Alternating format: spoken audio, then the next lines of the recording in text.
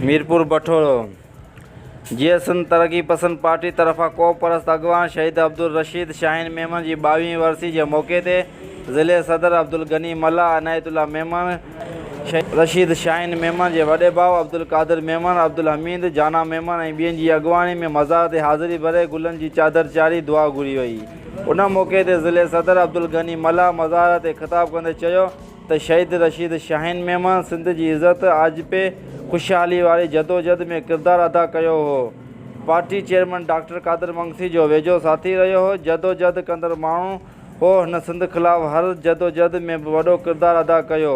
मज़दूरनि हारियुनि पोलियतनि जी जदोजहद बि कयाई। कॾहिं बि थकण वारनि इंसाननि मां न हो। साह जी आख़िरी हॾॾोखी ताईं डॉक्टर कादिर मंगसी सां साथ बनियल रहियो। तारीख़ी अहिड़नि किरदारनि खे मान ॾिनो। अॼु बि संदसि किरदारु बहादुरी जा क़िसा ॻाइजनि था। तारीख़ में अहिड़नि बा किरदार माण्हुनि खे यादि रखियो वेंदो आहे।